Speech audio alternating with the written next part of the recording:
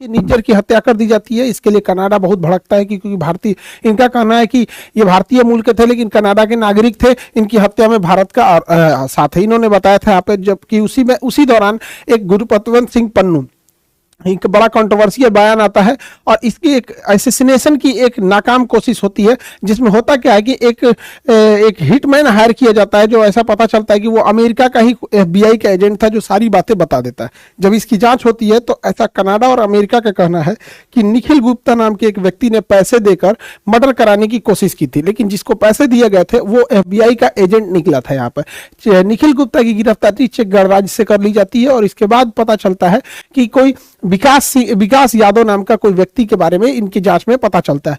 तो अमेरिका और ने अपने FBI में मोस्ट वांटेड में डाल दिया है विकास। क्या चीज है? मर्डर के लिए है, मर्डर के लिए, हायरिंग करने के लिए, कॉन्स्पिरेसी के लिए, मनी लॉन्ड्रिंग के लिए। अब इनके 3 फोटोज यहाँ अवेलेबल है। ऐसा कहा जाता है कि ये पहले फॉर्मर रॉ एजेंट भी रह चुके थे। भारत का कहना है कि अब ये रॉ एजेंट में नहीं है, फिलहाल दिल्ली पुलिस के गिरफ्त में है। ये सारी घटनाओं के बाद कनाडा, अमेरिका और ये सब एक हो गए और भारत को कहने लगे कि ये घटनाएं भारत के लिए, भारत सही नहीं कर रहा है। भले ये जापान पे परमाणु बम गिरा दे, ये सही कर रहे हैं। पूरा इराक उड़ा दिए, वो सही है। पूरा सीरिया उड़ा दिए, वो सही है।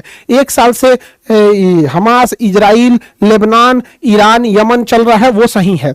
यूक्रेन में लड़ाई हो रहा है, वो सही है। वियतनाम पे 27 करोड़ बम गिरा दिए, वो सही है। लेकिन भारत अपना चुपचाप टुकड़ा करा ले, ये यही चाहते हैं। अभी भी जिनको लगता है कि यूरोप वाले हमारे दोस्त हैं, अभी भी अपनी आंखें खोल के देख लीजिए, आपको पता चल जाएगा क्या है। कनाडा के राष्ट्रपति आते हैं और भारत पे एलिगेशन लगाना चालू करते हैं और इन्होंने जांच जो किया उसमें भारतीय राजदूत का भी नाम जोड़ दिया। और भारतीय राजदूत का नाम जोड़ दिया कि ये लोग भी इस हत्या के आरोप में या फिर इस कंस्पिरेसी में ये लोग शामिल थे। और इनकी विदेश मंत्री कहती है कि हाँ, इनके ऊपर हम उचित कार्रवाई करेंगे। भाई विदेश मंत्री, आप फाउंडेशन क्लास कीजिए, हम आपको क्लास में बता देंगे कि वियना संधि के तहत किसी राजदूत के ऊपर कार्रवाई नहीं की जा सकती। वहां की पुलिस भी कह रही है, सब क्लास वलास नहीं किया है सब। यहाँ पर जिसके ऊपर FIR कर देगा सब। यहाँ पे वियना संधि के तहत किसी राजदूत के ऊपर FIR नहीं किया जा सकता है। लेकिन इस घटना, केवल नाम दे जाने की वजह से भारत इसका विरोध दिखाते हुए अपने राजदूत को वापस बुला लेते हैं और कहते हैं कि कनाडा से अब रिश्ते एकदम खराब होने के कगार पे पहुंच गए हैं। और यहाँ राजदूत होता है, किसी भी 2 देशों के बीच संबंध को राजदूत ही स्थापित करता है। जब राजदूत एम्बेसडर ही नहीं रहेगा तो कोई आदान प्रदान बातों का नहीं हो पाएगा। लेकिन ट्रूडो चुनाव जीतने के लिए किसी भी हद तक जाने के लिए तैयार है यहाँ से। तो कनाडा ने अपने राजदूत वापस बुला ली, कनाडा से हम लोग ने राजदूत वापस बुला लिए हैं। और जो कनाडा के राजदूत भारत में थे उन्होंने भी कह दिया कि जाओ भैया, तुम लोग का यहाँ कोई काम नहीं है। भारत ने अपने राजदूत को वापस बुलाया तो अमेरिका और वेस्टर्न मीडिया है वो ये छाप रहा है कि कनाडा ने वापस भगा दिया। अरे हम लोग वापस बुलाए हैं, कोई भगाया नहीं है। और हमारे देश में जो न्यूज चैनलों पे विस्कन्याएं हैं उनकी उतनी पहुंच नहीं है। अभी ये लोग, हाँ आप बताइए, 4 गो बकलोल को बैठा के, हाँ आप क्या कहना चाहते हैं, आप क्या कह देते हैं, ना खर ना पतवारो जनेन प्रधान। तो हमारे मीडिया में क्या होता है? यही सब चीजें तो हो रही हैं हमारे यहाँ पे। हमारी मीडिया के पहुंच इंडिया के बाहर है ही नहीं है।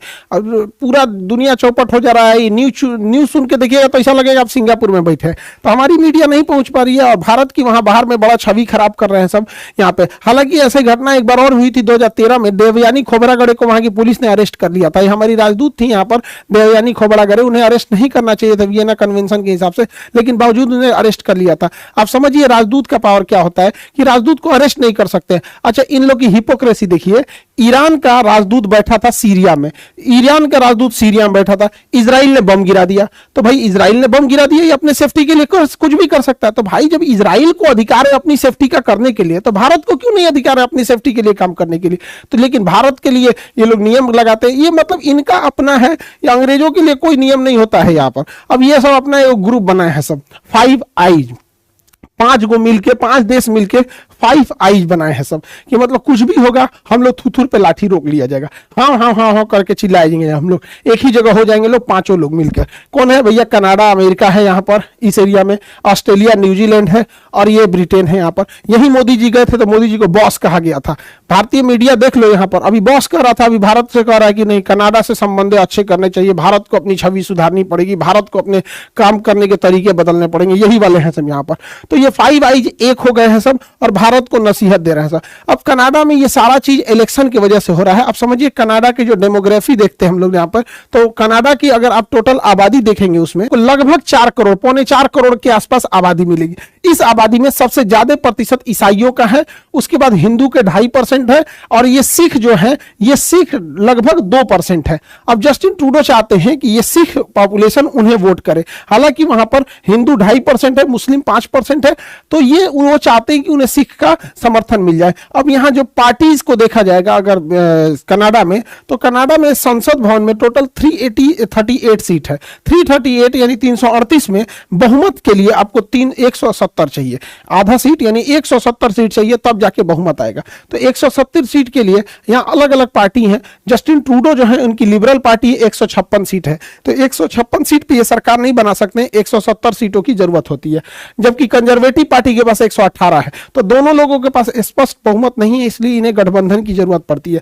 अब ब्लॉक पार्टी के पास 32 सीट है और न्यू डेमोक्रेटिक पार्टी के पास 24 सीट है। न्यू डेमोक्रेटिक पार्टी जो है ये खालिस्तानी सपोर्टर पार्टी है यहाँ पर, और इन्हीं के सपोर्ट से इनकी सरकार चल रही थी। जब इनका गठबंधन था तो इनके पास न्यू डेवलपमेंट पार्टी से, जब गठबंधन डेमोक्रेटिक पार्टी से था तो इनके पास 180 सीटें थी गठबंधन की वजह से, तो 170 चाहिए, 156 इनका 24 इनका, तो 180 हो जाता था। लेकिन अभी इनसे गठबंधन टूट गया, तो इन्हें मजबूरी में ब्लॉक से गठबंधन करना पड़ा। तो जब ब्लॉक पार्टी से किए तो 188 हो गया, यानी अभी तो जैसे तैसे इन्होंने सरकार बचा लिया जस्टिन ट्रूडो ने।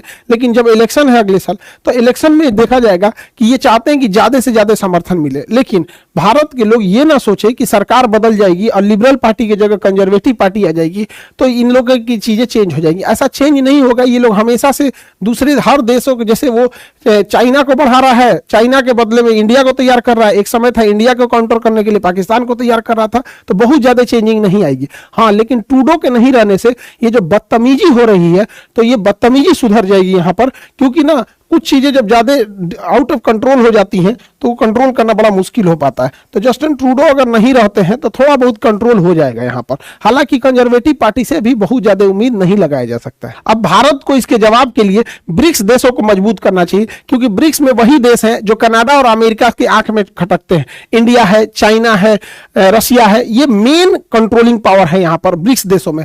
और यहाँ पर G7 देखेंगे तो G7 की मीटिंग कनाडा में होने वाली है।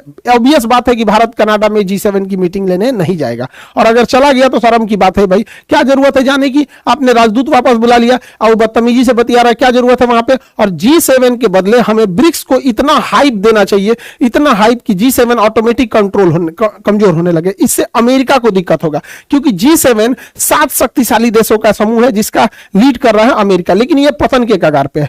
और ये जो ब्रिक्स है ये उभरते हुए शक्तिशाली देशों का समूह है, इसको लीड कर रहे हैं सब तीनों देश, इंडिया, चाइना और रसिया यहाँ पर। तो ब्रिक्स जाएगा तो G7 की वैल्यू घटेगी। अभी दोनों बराबरी पे चल रहे हैं सर, लगभग, लेकिन G7 अपने डाउनफॉल की ओर बढ़ रहा है, तो ब्रिक्स को देखेंगे तो ये अपने अपवर्ड की डायरेक्शन में बढ़ रहा है। तो इसी को कंट्रोल करना बहुत ज्यादा जरूरी है। अगर ये इन्हें छोड़ दिया जाएगा तो अमेरिका, ब्रिटेन ये प्रेशर लगाएंगे किस चीज के ऊपर? कनाडा के ऊपर। रीजन क्या है कि अगर कनाडा को ज्यादा छूट दिया जाएगा तो इंडिया, चाइना, रसिया और ये ईरान ये आपस में ज्यादा करीब आएंगे, जिससे कि अमेरिका को भी काफी ज्यादा दिक्कत होगा। यूक्रेन की लड़ाई वगैरह में भी बहुत दिक्कत होगा। हालांकि यूक्रेन की लड़ाई कुछ दिन की मेहमान है, जैसे डोनाल्ड ट्रंप आएंगे यूक्रेन को दी जाने वाली सारी मदद की राशि को वापस ले लेंगे, उधर रसिया उनका बैंड बजा देगा। लेकिन हाँ, डोनाल्ड ट्रंप के जीतने के बाद इजराइल को भी खुली छूट मिल जाएगी। उसके बाद गाजा पे हमला तो हो ही चुका है, अब लेबनान पे भी हो जाएगा और हो सके तो ईरान पे भी हो जाएगा, क्योंकि डोनाल्ड ट्रंप तो ओपनली कह चुके हैं इजराइल से कि ईरान के जो न्यूक्लियर फैसिलिटी है वहां पर अटैक किया जाए। ये वाला चीज आप समझ गए होंगे। और जो बिहार दरोगा में ऑलरेडी बच्चे सेलेक्टेड हैं, इस बार उनके लिए गोल्डन अपॉर्चुनिटी है, क्योंकि आप 15 साल ड्यूटी करेंगे तो डीएसपी बनेंगे।